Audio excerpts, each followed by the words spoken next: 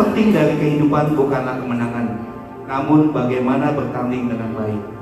2 Timotius 2 ayat 5 berkata, seorang olahragawan hanya dapat memperoleh mahkota sebagai juara apabila ia bertanding menurut peraturan-peraturan olahraga.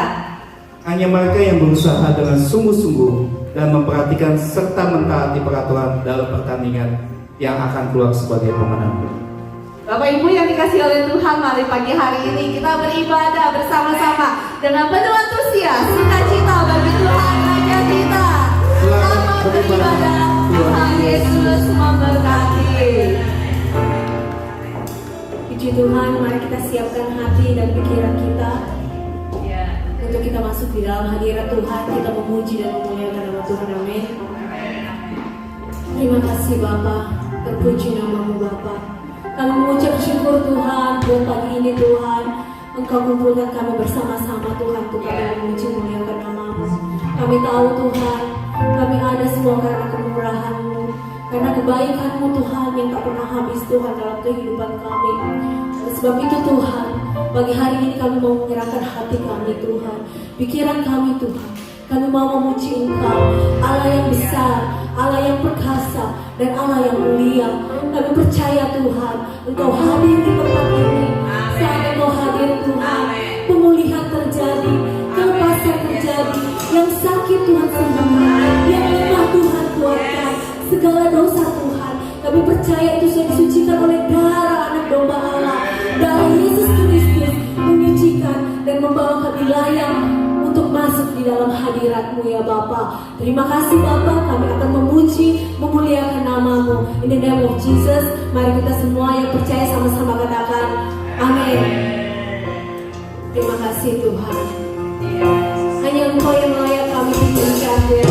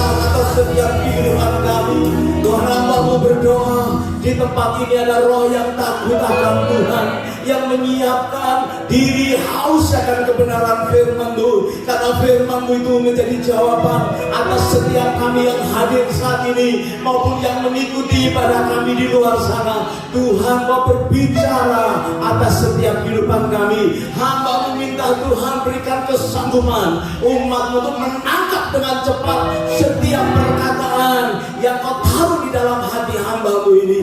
Terima kasih, kami mematahkan setiap kuasa kegelapan yang mencoba untuk mengalihkan perhatian kami dari kebenaran firman Allah di dalam nama Tuhan Yesus. Tidak punya hak atas pemberitaan firman Tuhan hari ini. Umat Tuhan diberkati, umat Tuhan menangkap rema yang datang daripada Tuhan dan menghasilkan iman yang kuat. Karena dengan iman setiap kami akan mengalahkan akan dunia ini. Terima kasih ya Tuhan. Hamba-Mu berdoa menyerahkan jam-jam ini di dalam nama Yesus. Semua kita yang dikasihi Tuhan berkata amin. Jangan dulu bilang satu dengan yang lain, tidak ada kebetulan. Ya, tidak ada kebetulan. Tidak ada kata saat ini. Haleluya. Puji Tuhan. Bapak Ibu silakan duduk. Hari ini mari kita akan melihat bersama-sama di dalam Lukas pasalnya yang pertama. Lukas pasalnya yang pertama. Kalau saudara sudah judul khotbah, nah deklarasi anak Tuhan khotbah saya hari ini ya.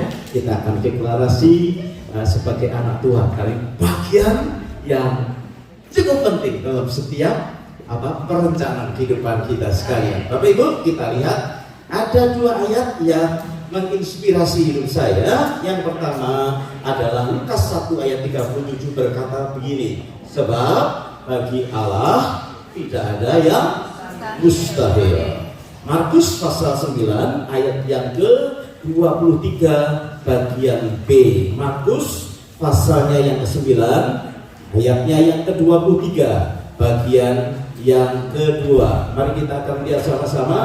Katamu ya, Tuhan Yesus berkata, katamu jika engkau dapat. Mari kita katakan bersama-sama 2, 3. Tidak ada yang mustahil bagi orang percaya. Jadi bagi Tuhan tidak ada yang mustahil. Bagi saudara dan saya, orang yang percaya, juga tidak ada yang mustahil. Sekali lagi, tengok kanan kiri, tidak ada yang mustahil. Haleluya. Bapak Ibu, kalau kita melihat dua hal ini saja ya, saya secara cepat saya sampaikan kepada saudara, bagi Tuhan ada yang mustahil ya. Apa saja Dia kerjakan di dalam kehidupan kita. Karena Tuhan punya kemampuan, Dia pencipta alam semesta. Itu sebabnya perkara yang besar juga bisa terjadi dalam hidup kita yang kita anggap sebetulnya kayaknya tidak mungkin hari-hari ini. Kenapa? Karena itu akan terjadi supaya kita ini memuliakan Tuhan, supaya kita ini meninggikan nama Tuhan. Anak-anak Tuhan seringkali memikirkan perkara-perkara yang kecil yang tidak membuat nama Tuhan dipermuliakan. Itu aja sudah pusing. Yang kecil aja sudah pusing kita. Tetapi mari kita tahu bahwa ada rencana Tuhan memakai hidupmu dan hidupku untuk memuliakan nama Tuhan. Katakan memuliakan Tuhan.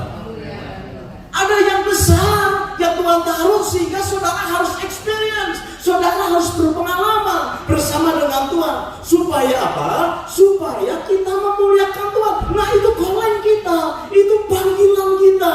Saudara harus sadar selama kita ini masih hidup, kita ini diberi kesempatan untuk mengerjakan panggilan yang datang daripada Tuhan, yang tujuannya Tuhan semakin dipermuliakan, Tuhan semakin ditinggikan. Jadi kita ini tidak hanya berjuang untuk supaya kita ini hanya hidup. Saudara, satu kali saya berkata, Tuhan, usia sudah sebegini, kenapa mesti mikirin lagi pekerjaan-pekerjaan yang lebih berat, gitu? Kita ini kan lagi disuntik sama mandat Tuhan. Ayo kita bikin gereja, disuntik. Ayo setiap anak Tuhan beli rumah. Saudara, saya berkata ini sudah tua, mana nyampe. Istri saya berkata, mana nyampe kita 30 tahun lagi kalau kita ini loan rumah. Betul juga ya. Saudara, siapa yang sudah punya rumah? Satu.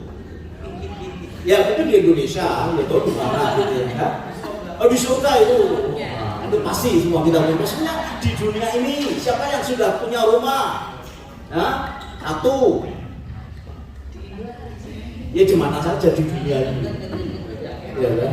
Satu ya. Yang belum punya rumah, angkat tangan, cepat tinggi-tinggi. Nggak punya rumah, ya belum punya rumah, kontrak tol, kontrak sana, kontrak sini. Saudara, tahun depan tambah naik lagi, harganya susah kan kita. Suruh mikirin untuk beli rumah, saya berkata enggak lah. Ya, 30 tahun lagi. Tiba-tiba Tuhan berkata begini dalam hati saya, dan itu menyentak kehidupan saya. Dia berkata, terus kamu mau ngapain kalau nggak mikirin rumah, nggak mikirin gedung gereja? Kamu ngapain sekarang? Apakah kamu mau nungguin mati? Kaget saya sudah. Jadi saya pikir sudah nyaman, sudah oke. Tuhan berkata tidak. Ada perkara besar yang Tuhan akan dipermuliakan dalam hidupmu. Memang kamu matinya kapan lagi? Ya toh, kalau saya ditanya kira-kira saya mati kapan, saya sih maunya sekitar 89 gitu. 9 gitu tadi ya. Gitu saudara ya. Tapi kan saya nggak pernah ngerti. Ya toh, besok meninggal nggak tahu, bulan depan meninggal. Yang pasti saya sudah punya asuransi kematian. Artinya saya sudah siap mati kapan saja. Bapak Ibu yang dikasihi Tuhan, ada perkara yang besar yang Tuhan tahu itu kanan kita. Nah hari ini saya mau sampaikan kepada saudara, saya mau challenge kepada saudara, pikirkan akan rencana Tuhan dalam hidup saudara. Mari kita akan melihat ada satu kisah yang luar biasa yang saya mau ambil dari kitab Yosua pasalnya yang ke-6. Kitab Yosua pasal yang ke-6. Tuhan itu memanggil murid-muridnya ketika dia lagi mancing, lagi menjala ikan. Bapak Ibu, pekerjaan yang sederhana, tetapi pekerjaan yang sederhana itu adalah mencari nafkah supaya hidup baik.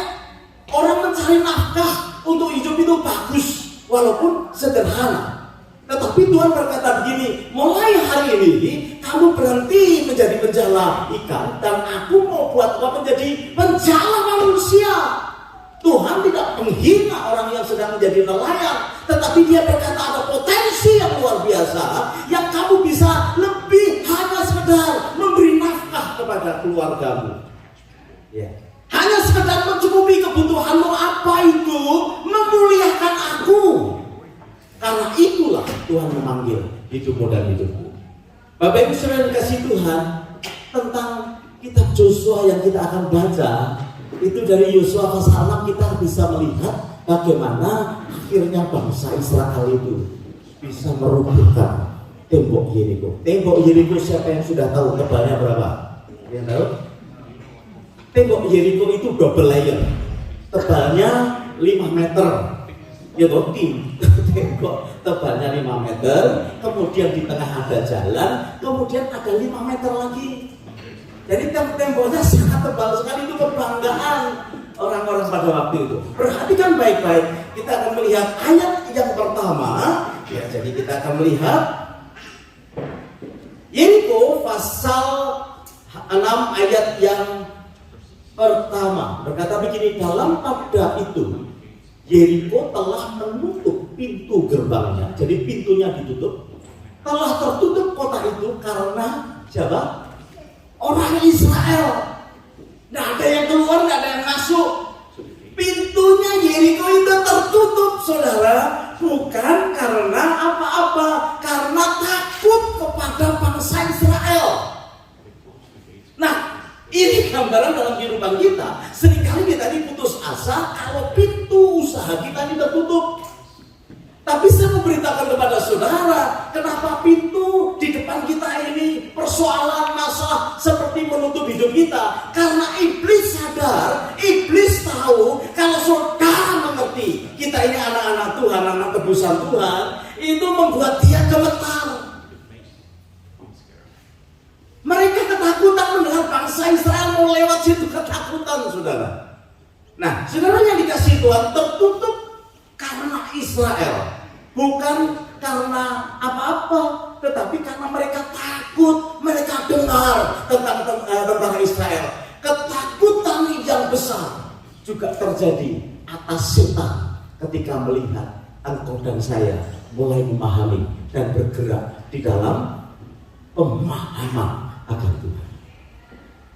Tahun ini sebetulnya setan gemetar ketika kita berkata begini, this year is the year of goodness. of God. Tahun kita ini tahun kemurahan Tuhan ya. Tahun ini sudah sampai bulan berapa nih? Bulan 4 mau selesai. Bulan 5. Setan itu sejak bulan pertama, tanggal 31 Desember sudah meredak, saudara. Waduh. Ya, jemaat ini akan mengalami kemurahan Tuhan ini. Mereka tutup jalan banyak buat saudara. Kerjaan susah, kemudian sakit, persoalan seperti menutup. Karena apa? Karena setan takut saudara menerima kemenangan, kemurahan Tuhan itu. Saudara ngerti nggak sih? Kita tahu nggak bahwa tahun ini tahun kemurahan Tuhan? Kalau tanya sebelah, tahun ini tahun kemurahan Tuhan, lu tahu nggak sih? Saya nggak tahu sih tahun ini. Nah itu setan lebih tahu dari saudara. Dia gemetar sejak 1 Januari, saudara. Tapi kenyataannya gemetar siapa? Setan atau saudara? Kita yang gemetar. Saudara saya beritahu ya, kalau Tuhan sudah berjanji, Dia akan menepati. Amin.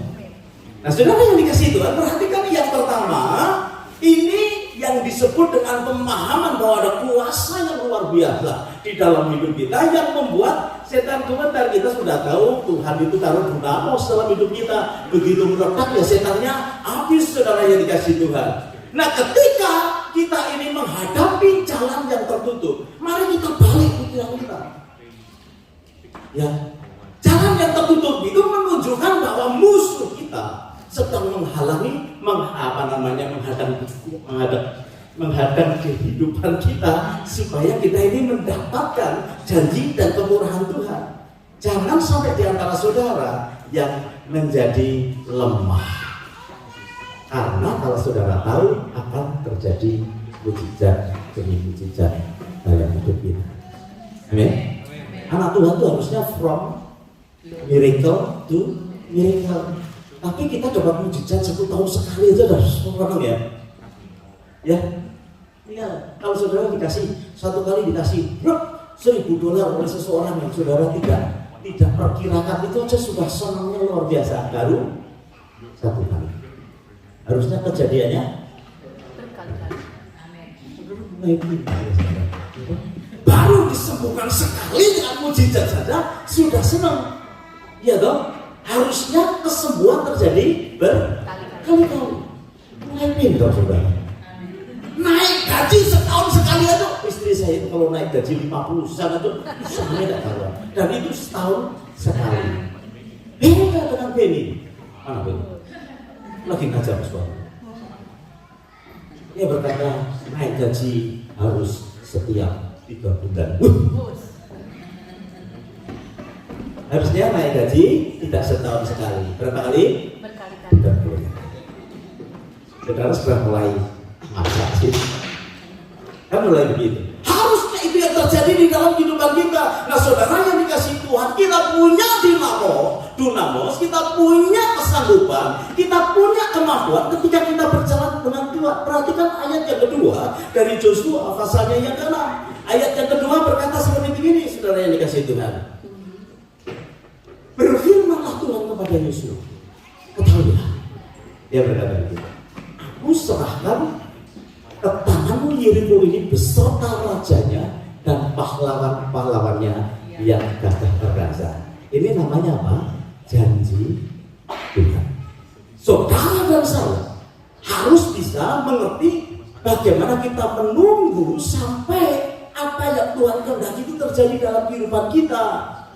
Saudara, ketika ada persoalan, tunggu apa yang Tuhan mau dalam hidup kita. Jangan cepat-cepat putus asa, jangan cepat-cepat saudara menyerah. Tunggu, karena janji Tuhan pasti digenapi di dalam kehidupan kita. Itu sebabnya saudara, ada saran orang bijak. Ya, orang itu kalau makan ikan, ya mesti sadar ada tulangnya. Nah, seringkali kita mesti melihat contoh yang terjadi pada pahlawan-pahlawan imam. Saudara jangan mudah, saudara putus asa. Saudara lihat contoh, saudara melihat apa yang terjadi kepada anak-anak Tuhan yang lain. Pengalaman-pengalaman, kesaksian-kesaksian, itu yang bisa kita pakai untuk menunggu kapan kita ini akan bergerak. Jangan cepat putus asa. Aduh Pak, suami saya nggak berubah-ubah. Tunggu apa janji Tuhan buat keluargamu. Halo, tunggu. Pak, ini kayaknya kok miskin nggak kaya-kaya. Tunggu apa ya Tuhan terjadi dalam hidupmu. Lihat bagian saudara kan banyak ya ketemu anak-anak Tuhan yang hidup keuangannya diubah dengan Tuhan, ajaib dan luar biasa. Betul? Minggu yang lalu Pak Iwan tuh sharing tentang Obed Edom. Saudara, Obed Edom itu hanya dalam waktu 3 bulan hidupnya diubah luar biasa. 3 bulan. Saudara sudah berapa bulan? Lemes kita kalau lihat timetable kita ya, sudah bertahun-tahun belum berubah. Obed Edom itu ketika takut Allah masuk di dalam rumahnya, dalam waktu 3 bulan terjadi perubahan yang luar biasa. Kalau bahasa sekarangnya itu viral. Apa? Viral, dahsyat, dan berkata memberkati. Artinya apa? Semua diberkati. Istrinya diberkati, suaminya diberkati, rumah tangga itu diberkati, bahkan sampai kepada kerajaan. Didengar itu viralnya, perubahannya itu luar biasa.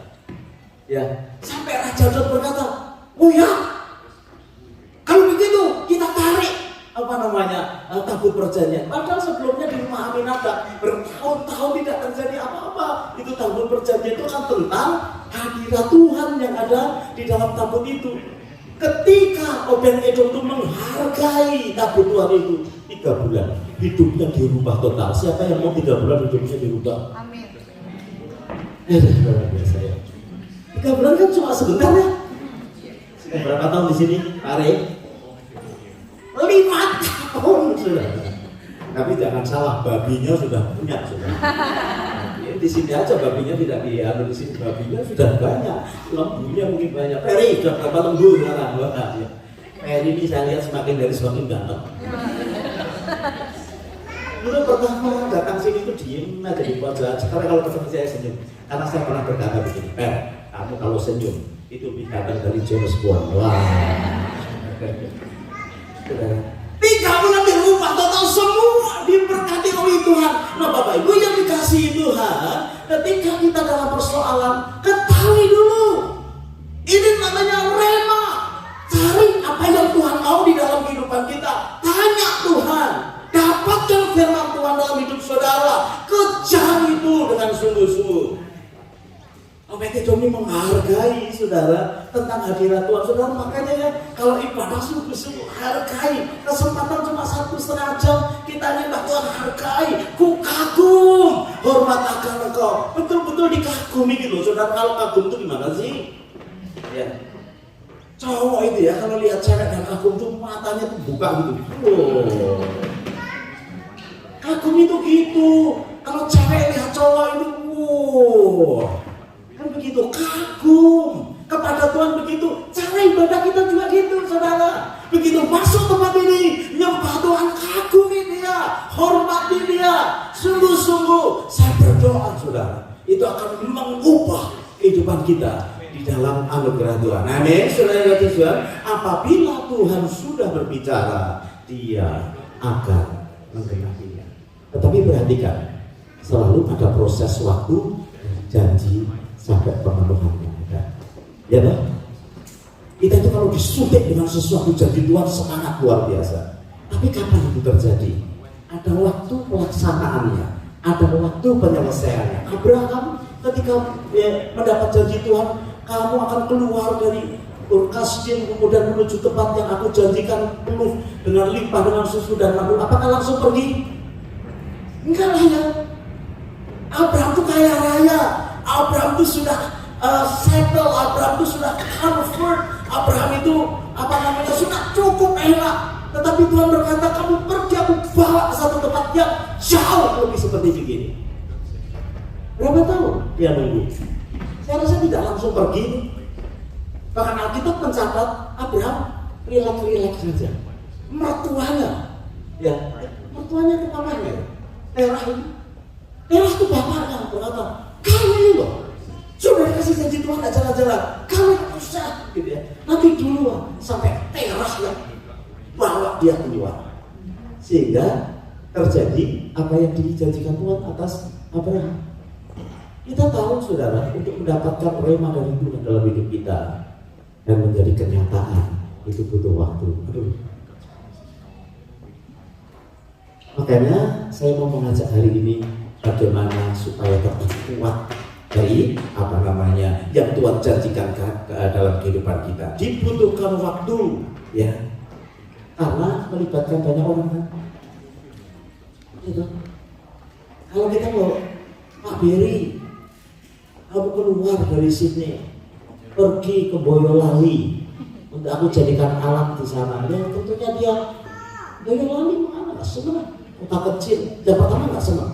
Orang kalau nggak senang biasanya menunda, betul ya?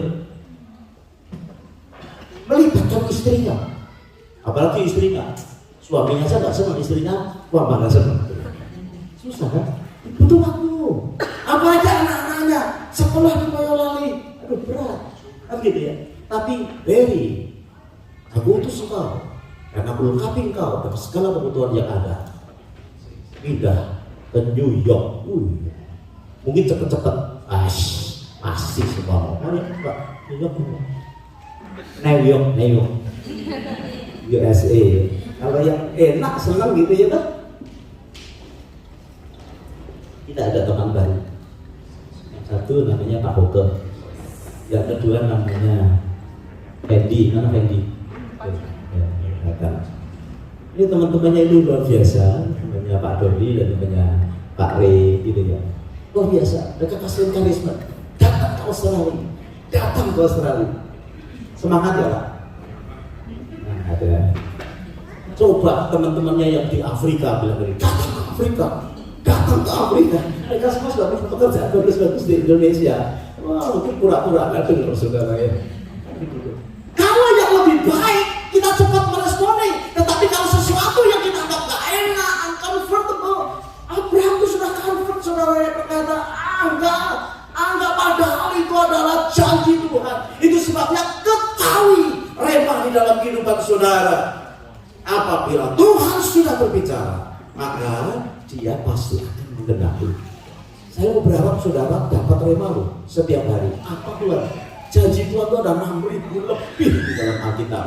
Makanya saudara dapatkan itu, kemudian saudara tahu ini bakal digenapi di dalam kehidupan kita. Jangan menjadi lemah ketika butuh waktu. Jangan menjadi putus asa ketika diperlukan waktu. Tetapi yang saudara pasti tahu bahwa janji Tuhan itu pasti akan digenapi. Nah, sekarang kita perhatikan yang ketiga, yaitu kita lompat di ayat yang ke-16. Ini tentang bagaimana robohnya Yeriko, artinya penentuannya ini, kemenangannya ini.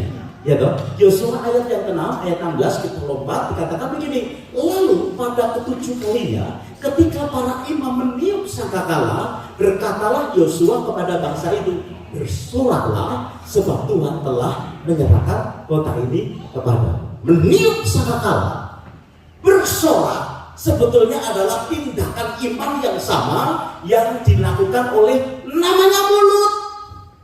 Niup sangkakala itu pakai mulut, bersorak pakai mulut, saudara. Jadi betapa luar biasanya ya. Tadi malam kalau saudara ikut praise and worship, saudara diajar mulut ini bisa memberkati, tetapi juga bisa mengutuk. Mulut ini bisa menjadikan istrimu besar, bergairah dalam hidup, atau menjadi istrimu menciut, trauma. Mulut ini loh, mulut bapak-bapak. Halo bapak-bapak, mulutmu itu bisa membuat istrimu bling-bling, tapi juga bisa membuat istrimu lemes. Setiap lihat saudara lemes. Ibu-ibu, dengan baik-baik mulut kita ini bisa membuat semangat suaranya luar biasa. Tambah kekeh, tambah segar. Tapi mulut yang sama bisa membuat suamimu patah semangat. Amin. Pakai tiupan sangkakala, bersorak untuk kemenangan atau janji yang Tuhan sediakan di dalam kehidupan kita. Saudara yang dikasih Tuhan, jadikan satu habit ya, untuk kita menggunakan mulut yang memberkati ya. Sangkakala sebetulnya berbicara tentang peki kemenangan, bicara soal sorak kemenangan. Setiap kali sangkakala ditiup itu kemenangan yang sedang ditiupkan. Makanya tiup sangkakala itu merupakan sesuatu yang jadikan habit kemenangan. Jadi jangan habit kekalahan di dalam kehidupan kita. Seringkali kita melihat faktanya terlalu berat, ya. Sampai penggenapan itu terjadi, kita ini perlu mendeklarasikan akan kemenangan, mujizat, deklarasikan. Ya, jadi mari kita sibuk sekarang dengan deklarasi firman, Bapak Ibu. Berhenti kita mengeluh, berhenti kita berputus asa, tapi mulai cari firman dan deklarasikan. Nanti kita ajar bersama-sama bagaimana saudara membaca firman, kemudian mendeklarasikan firman, mendeklarasikan. Dan kalau itu jadi dalam kebutuhan kita, itu akan terjadi luar biasa. Ya dong. House of Sacrifice itu punya tema bagus, 7 mile. Salah satunya adalah kegiatan menurunkan berat badan. Kan bagus. Tambahin dengan deklarasi. Orang nggak bisa berhenti ngemil, kok suruh berhenti ngemil nggak bisa. Nggak bisa. Turun 1 kilo naik berapa kilo? 2 kilo. Turun lagi 1 kilo naik lagi berapa? 3 kilo. Turun lagi 1 kilo naik berapa? 5 kilo. Pendeta saudara bisa stres. Jadi itu seharusnya dia dapatkan itu. Caranya bagaimana? Deklarasikan firman. Tahun ini aku akan turun 15 kilo. Wah, itu. Lah kok nambah Pak? Mau karena tahun ini turun 15 kilo. Saudara, ada proses untuk waktu sampai suatu kali. Saudara nggak usah rubah banyak-banyak. Ya kalau bisa nggak makan nasi, kalau bisa gitu ya. Tapi saudara jangan membuat menderita. Kemudian saudara kerja lemes, ketemu sama lemes, kenapa? Saya kemain. Biasa aja. Saya mau beritahu ketika engkau mendeklarasikan firman bahwa Tuhan sanggup, tidak ada yang mustahil. Tiba-tiba di minggu ke-8 atau di minggu ke-16, saudara tiba-tiba males makan yang lemah-lemah. Tiba-tiba loh. Terus di minggu yang ke-12 suka puasa. Tiba-tiba loh. Dulu kalau disuruh puasa kalau sangat banyak sakit, wah pokoknya pusing, migrain loh. Saudara, apa hubungannya mah dengan puasa? Ya kan? Tapi kalau kita deklarasikan sesuatu, itu sesuatu yang luar biasa terjadi. Jangan melihat fakta. Perhatikan bangsa Israel disuruh keliling Jericho 1 hari berapa kali? Selama berapa hari? 1 hari 1 kali. Selama 6 hari. Di hari yang ke-7 muter berapa kali? 7 kali. Totalnya berarti 13 kali. Selama 6 hari hanya berkeliling saja 1 hari. Itu tembok Yeriko kalau dikelilingi itu cuma membutuhkan 1 jam. Menurut penelitian. Jadi tentaranya suruh baris jalan, tetapi Alkitab mencatat nggak boleh ngomong, cuma lihat aja, lihat. Tetapi sangkakala ditiup terus menerus oleh 7 orang imam. Jadi mereka ratusan ribu ya tentaranya berjalan berkeliling 1 hari cuma 1 jam. Pagi-pagi pamit nih sama istrinya, jalan dulu kemana? Perang. Jalan nih. Ya siap, gitu ya. Jadi ada tentara maju dulu, kemudian ada 7 imam tiup sangkakala. Terus menerus, katakan terus menerus. Yang lain apa? Lihat. Ya, 1 jam pulang. Istrinya kaget. Loh, kok cepat pulang? Sudah menang tak? Belum, baru jalan-jalan. Hari pertama, lihat. Hari kedua, lakukan sama. Berangkat dulu ya mas, kayak gitu. Mau kemana? Perang. Kelilingnya lagi. Tapi hari yang kedua dia lihat, wah, temboknya gede ya. Tapi nggak boleh ngomong, cuma mantuk-mantuk. Tetapi tuju akan apa namanya imamnya tiup sangkakala. Selama berapa lama? 1 jam. Kemudian ngapain? Pulang. Apalagi waktu pulang ngapain? Bersihin tenda, cocok tanam. Nggak tahu? Cocok tanam udah nggak ada. Makanya melakukan kegiatan sehari-hari. Setiap hari pada bayangkan di hari yang ketiga dia lihat tambah hari tambah gede itu. Ia dong dilewati, saudara kan semakin detail melihatnya. Mirip dengan persoalan saudara. 1 hari belum selesai, hari yang kedua tambah kayanya tambah rumit, hari yang ketiga tambah kayanya tambah nggak mungkin. Bangsa Israel juga begitu. Pergi dulu, mau kemana? Perang. 1 jam jalan, imamnya pulang. Udah menang? Belum, cuma jalan-jalan. Tapi persoalannya tambah berat. Jadi hidup kita tuh kok kayak gitu ya rasanya ya. Nunggunya dulu. Tetapi Alkitab berkata deklarasi harus terus. Setiap hari deklarasi.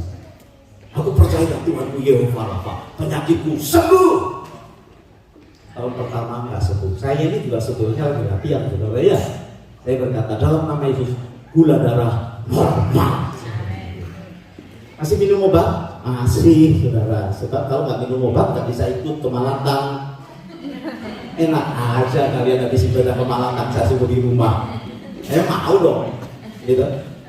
Betul kan? Itu ibaratnya enak saja. Para yang pergi ke Shalom dia berkata, ikut dong. Ya. Wiwok lagi lah. Sekarang saya favorit sekali dengan Wiwok. Saudara. Tapi saya deklarasi dalam nama Yesus, Tuhan yang memberikan kesehatan, gula darah normal. Gitu. Saya punya teman dengan mamanya, apa namanya, Mary. Ya, Pak, saya ini gula darah. Cara tesnya bagaimana? Putih di tangan. Oh, saya sudah punya lebih canggih. Tempelin di sini tante. Tante kita tempelin satu. Seneng dia. Tiap hari dia begitu ya, apa namanya dicekin. Thank you Michael for your help. Ya Michael itu luar biasa. Ya jadi ya ngajari saya Pak, kalau beli yang itu jangan yang mahal-mahal. Dia punya sourcing yang murah. Ya, saya dikasih Tuhan, tapi deklarasi. Saya berharap begitu. Yang punya persoalan belum punya rumah deklarasi. Aku percaya Tuhan pencipta langit dan bumi dan Tuhan sudah menyediakan rumah bagi itu. Amin. Itu namanya apa? Deklarasi. Jangan, mas, suami gua penghasilannya tidak menentu, saya juga, gajinya pas-pasan, saya seperti gitu ya. Jadi deklarasi aja, yang aneh-aneh buat kita deklarasi. Dalam nama Yesus, saya akan punya anak lagi, amin. Yang sudah punya 2, 1 lagi juga boleh. Biar ada pertumbuhan secara natural di tempat ini. Ya, dalam nama Yesus, tahun ini aku akan menikah. Kata orang tahun depan, tapi aku mau tahun ini. Saya gitu ya. Deklarasi yang bagus. Karena dari mulut yang sama kita bisa menyebarkan berkat. Deklarasi dalam nama Tuhan Yesus, Tuhan yang membentuk kehidupan manusia. Istriku akan cepat jadi supervisor lagi loh, saudara. Ya, amin. Itu namanya deklarasi. Nah, saudara yang dikasih Tuhan, meniup sangkakala itu mereka pakai tanduk kambing jantan atau domba jantan. Saudara mau saya kasih tahu ya, itu saja menghasilkan tembok Yeriko rubuh. Apalagi deklarasi di dalam nama Tuhan. Saya mau sampaikan ya, untuk bisa memakai sangkakala orang harus membunuh ada kambing yang ada. Kita kan habis Paskah, jadi dibuat sangkakala itu dibuat dari tanduk kambing hitam. Saya kambing hitam, tanduk kambing jantan. Ya, saya sering cari kambing hitam dari keluarga kambing hitam. Jadi tanduk kambing jantan, saudara, artinya kambing itu harus dibunuh dulu, harus mati dulu. Tahukah saudara, kambing itu bisa stres? Tahu nggak saudara? Nah, kalau di acara Idul untuk korban seperti begitu ya. Saudara cek ya di Google, banyak loh kambing stres. Karena lihat temennya itu kan baris. Lihat temennya di bangnya itu bisa terkencing-kencing itu kambing. Bisa pingsan loh kambing. Dan kalau kambing itu mau dibunuh sudah stres dulu. Katanya dagingnya alot, keras, nggak enak. Makanya mereka juga pinter. Sebelum disembelih, saudara, ini kambing diajak rekreasi, main pelorotan, kasih makan enak supaya happy. Begitu happy disembelih. Dan cara membelihnya, saudara, tidak pelan-pelan, cepet cek. Itu kambing yang lain yang melihat gemetar, saudara. Nah, mereka berusaha.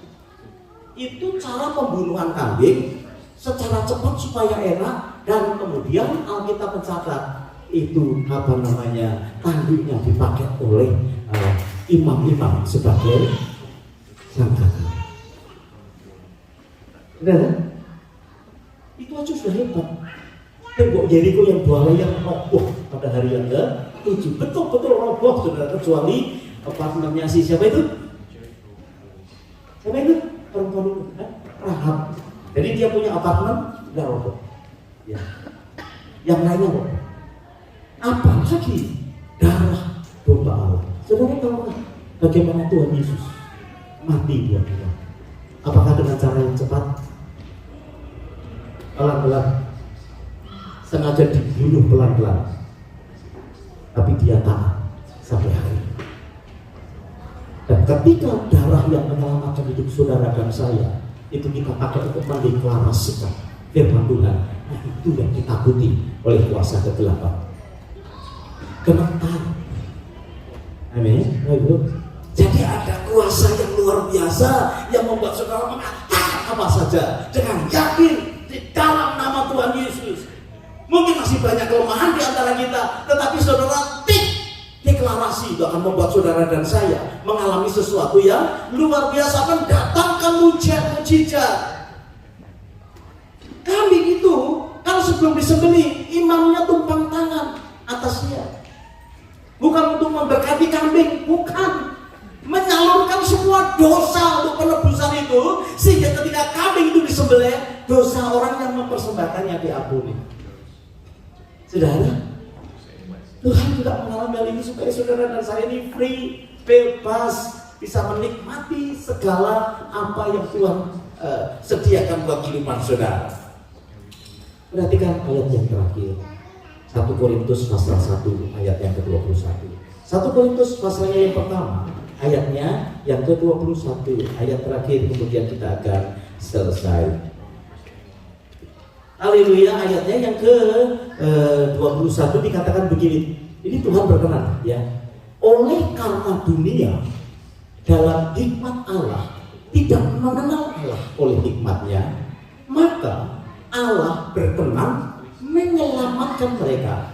Dalam bahasa aslinya Allah berkenan membuat mereka itu prosper, membuat mereka itu mengalami berkat yang luar biasa bagi mereka yang percaya oleh kebodohan pemberitaan Injil. Jadi firman Tuhan itu sebetulnya dianggap kebodohan buat orang dunia. Tapi buat orang yang percaya tentang firman Tuhan, yang jadi pembodohan itu oleh mereka, dia berkata, aku berkenan menyelamatkannya. Jadi kalau saudara mendapatkan firman yang sepertinya itu aneh dan sepertinya itu kebodohan buat kita, dan kalau saudara percaya dan saudara deklarasikan, Tuhan berkata, aku berkenan. Kalau saudara melihat kenyataan dan kemudian saudara mulai ngomel, dia nggak berkenan. Tetapi ketika saudara menghadapi persoalan, masalah, satu kerinduan yang besar, kemudian saudara menemukan rema di dalamnya, ketika saudara menyampaikannya, dia berkata, aku berkenan akan hal ini dan aku akan melakukannya. Amin. Kan banyak yang sepertinya mustahil ya buat kita ya. Sakit nggak sembuh-sembuh, pekerjaan berat, ya toh, suami tidak berubah. Kok nggak berubah berubah sih? Iya, aku orang Kristen. Tuhan Yesus tidak berubah, aku tidak berubah. Itu salah berarti. Tuhan Yesus memang tidak berubah. You and me harus berubah untuk menjadi seperti Kristus. Kan begitu kan? Orang Kristen itu kan terlalu tinggi ya loh ya. Nama Kristen itu kan kayaknya terlalu berat buat kita. Betul ya? Saudara kan bangga kan jadi orang Kristen, tapi kelakuannya itu loh kadang terlalu kita yang berkata orang Kristen pakai salib, pakai apa, tapi tidak seperti Kristus hidup kita. Ya kan? Maunya kayak bos. Ya kan? Coba saudara diberkati Tuhan dikit gitu. Diberkati Tuhan sedikit. Mobilnya ganti, punya rumah, begitu, jabatannya cukup bagus. Saudara datang ke tempat ini, tiba-tiba saya berkata, Pak bisa minta tolong dibantu pelayanan? Oh siap. Ya, kalau orang diberkati diajak minta pertolongan kan siap. Kebanyakan orang yang diajak untuk pelayanan di gereja itu nggak siap karena merasa hidupnya belum diberkati. Gitu ya, kerja masih 12 jam sehari. Gitu ya, kayaknya sibuk sekali. Tapi kalau sudah kira-kira uangnya udah cukup, gitu ya, rumahnya oke, suaminya oke, anak-anak oke, sehat walafiat, kantongnya tebel, kredit card lunas, gitu ya. Kira-kira kalau diajak melayani, kira-kira mau nggak saudara? Halo, saudara ditanya, saudara ini baik-baik. Semua cukup, uang cukup, kesehatan ada, keluarga baik-baik, rukun semua. Kemudian saya berkata, mari kita melayani Tuhan. Mau nggak? Mau. Hah? Mau nggak? Ya Tuhan masih mau. Cuma saya berkata begini, Pak, Bapak ini kan sudah diberkati. Tolong Pak, itu WC kotor Pak, nggak ada yang mau. Bapak mau nggak? Bantuin kita pelayani? Belum ada. Departemen pembersihan WC. Saya melihat Bapak ini cocok loh sebagai orang sudah free semua, nggak ada stres, ya kan? Coba ada orang stres di sini suruh bersihkan WC tambah stres kan? Ya bagi-bagi lah Pak. Ya, Bapak kan sudah tidak ada stres, nggak mau. Tapi kalau Bapak bisa jadi single, siap, ya kan? Sudah semuanya baik-baik di sini gini-gini. Saya kan baru pengen single itu punya gaya yang beda gitu loh. Kalau di gereja itu makin ini gitu. Kenapa enggak sih? Supaya kita berdinamika gitu ya. Kasih interlude sebentar, kemudian berkata cek. Saya gitu, kenapa sih? Enggak gitu supaya jemaat juga bergairah. Kalau setiap minggu dilakukan, ketika interlude itu ada, seluruh jemaat pasti juga akan bergoyang. Kenapa? Alkitab berkata menarilah bagi Tuhan. Ya kan? Kalau kita di luar sana mungkin kan dimarahi saudara. Kalau di gereja sendiri ciptakan suasana. Sebab kita berkata ketika hadirat Tuhan turun menjamah kita, obet itu berkati dengan viral, fantastik. Saudara pengen nggak secara viral, fantastik diberkati tempat ini? Terus saya berdoa loh saudara, jangan kelamaan diberkatinya. Tarik hadirat Tuhan tengah-tengah kita, bukan to action. Tetapi betul-betul karena engkau mengalami berkat Tuhan. Nasib Bapak ini yang sudah hidupnya semua baik, ketika dia mau jadi song leader saudara, atau ketika jadi song singer, pasti gayanya beda. Gayanya ingin menampilkan akan keberhasilannya. Yang lain TikToknya untuk kemuliaan nama Tuhan, dia berkata TikToknya untuk melihat nikmati. Tidak ya, motivasi yang terus kita akan bawa di hadapan Tuhan supaya Tuhan memberkati. Kita berkata ketika engkau menyampaikan akan firman Tuhan bagi hidup Tuhan berkenan dalam hidup kita. Nah saudara, mari kita berdeklarasi setiap hari untuk apa yang menjadi kebutuhan. Apa yang menjadi kebutuhan saudara hari ini? Ya, Pak, saya tahu Tuhan adalah Tuhan yang senang dimintai sesuatu yang di luar kesanggupan saya. Aku pengen supaya izin tinggal di sini bisa cepat tercapai. Amin. Anda ngerti kan? Kayak tembok Yeriko kapan? Mulainya dari mana? Apa jadi pendeta dulu? Pokoknya gelap semua, saudara ya. Pokoknya dijalani aja. Sekarang saya berkata, kalau nama Tuhan yang punya Australia, khususnya Sydney, Eastern Suburb, close to the to the church, aku akan terima PR di tempat ini. Ngomong setiap hari. Begitu saudara ingat, ngomong itu. Saya pengen nih, cepat banyak yang dapat PR. PR. Sebab banyak pekerjaan yang membutuhkan PR.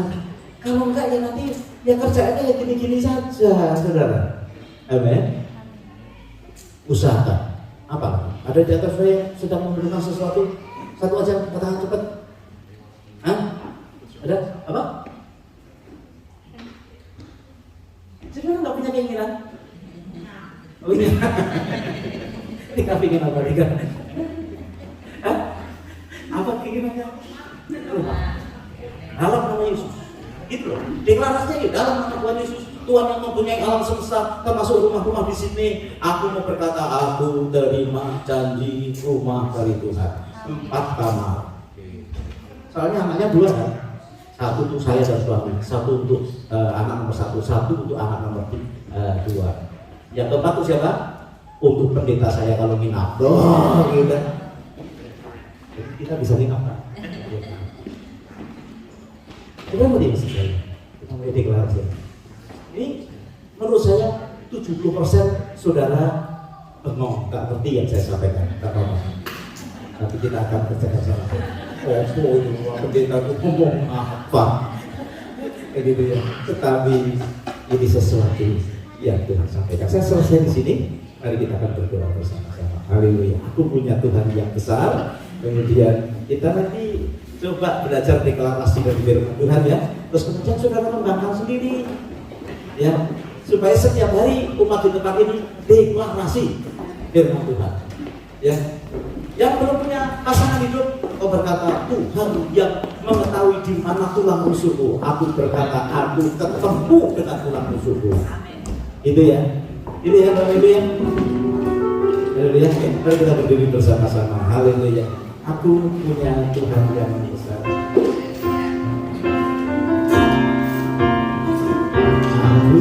Punya Tuhan yang besar, yang telah berjanji dan sanggup menggenapi imanku berserah, percaya kuasanya, ku terima sekarang kemenangan dari Mari dengan kuat katakan bersama.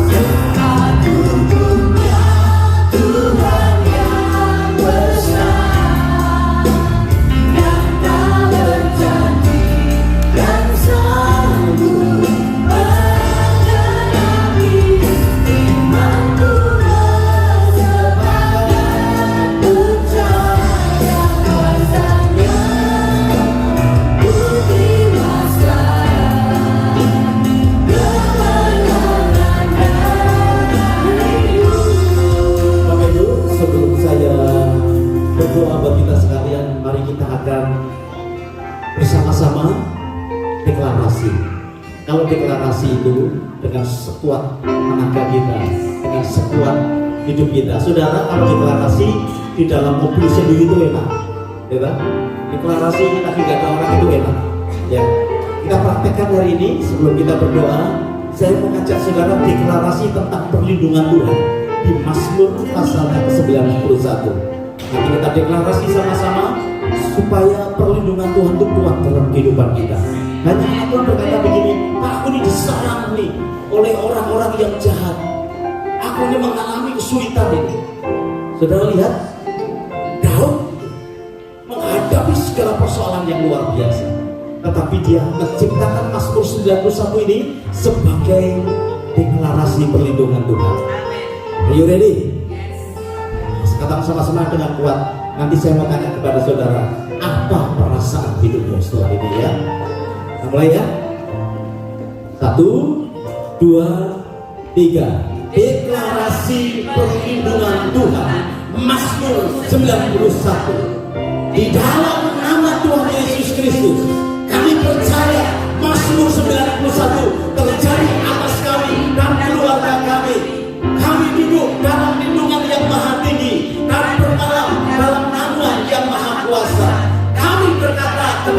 Tuhan, tempat perlindungan kami dan tubuh pertahanan kami, Tuhan Yesus yang kami percayai.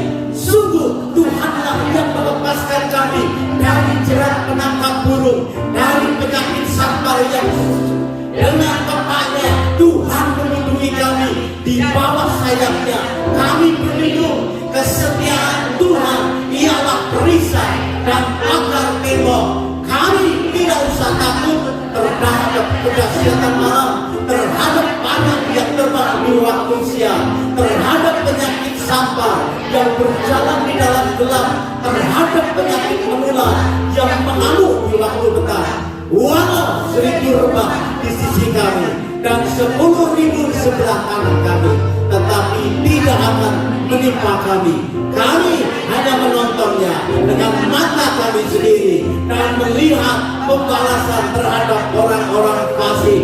Sebab Tuhan ialah tempat perlindungan kami yang maha tinggi, telah kami buat menjadi tempat perteduhan kami. Malapetaka tidak akan menimpa kami dan tulah tidak akan mendekat kepada kemah kami. Sebab malaikat-malaikat Tuhan diperintahkannya kepada kami untuk menjaga kami di segala jalan kami. Mereka akan menatang kami di atas tangannya, supaya kaki kami jangan terantuk kepada bambu, singa dan ular tedung kami langkai. Kami menginjak anak singa dan ular naga. Sungguh hati kami melekat kepada Tuhan, maka Tuhan meluputkan kami. Tuhan pasti membentengi kami, sebab kami mengenal nama Tuhan. Bila kami berseru kepada Tuhan, Tuhan menjawab. Tuhan menyertai kami dalam kesesakan. Tuhan meluputkan dan memuliakan kami. Dengan panjang umur Tuhan pasti menangkan kami dan memperlihatkan kepada kami keselamatan yang dari Tuhan. Amin. Amin.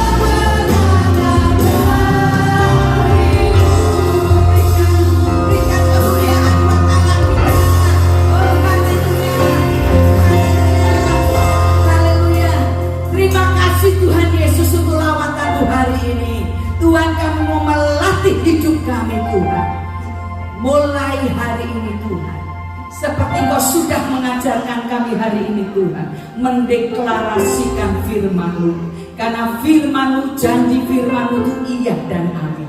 Dan Kau sudah mendengar Tuhan, dan kami sudah mengerjakan mulai detik ini Tuhan. Dan kami mau kerjakan bersama dengan Engkau Roh Kudus. Kami mau memperkatakan Tuhan apa yang menjadi keinginan hati ya Tuhan, biar itu selaras sesuai dengan Engkau, seperti firman yang Kau mau Tuhan. Terima kasih Bapa, Engkau memberkati setiap kehidupan kami. Latih kami Tuhan, dan kami mau bertindak dengan iman.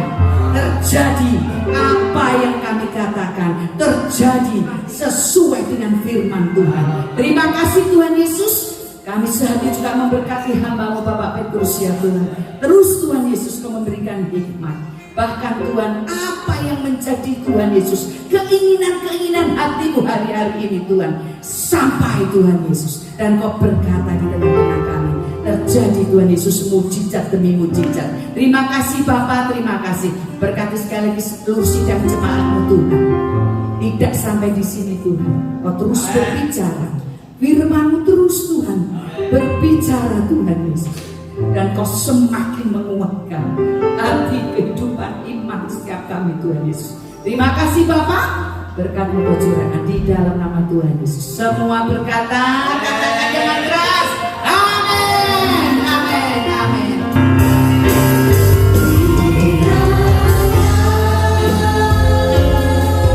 Engkau memberkati aku dari Salibah.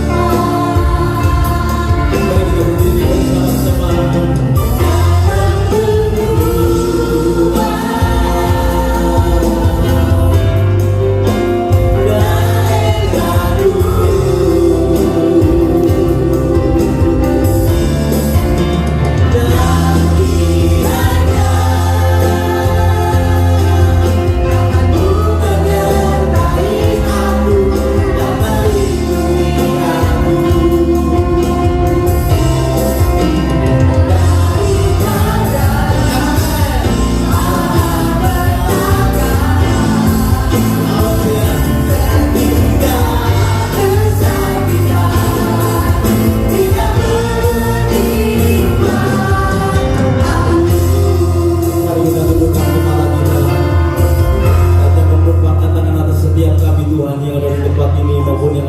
bersama-sama. Bapak Ibu yang dikasihi Tuhan, pulanglah dengan membawa berkat yang besar dari Allah Bapa, cinta kasih dari Tuhan kita Yesus Kristus, bahkan persekutuannya di dalam Roh Kudus menyertai Bapak Ibu saudara sekalian, mulai dari sekarang bahkan sampai selama-lamanya. Semua kita berkata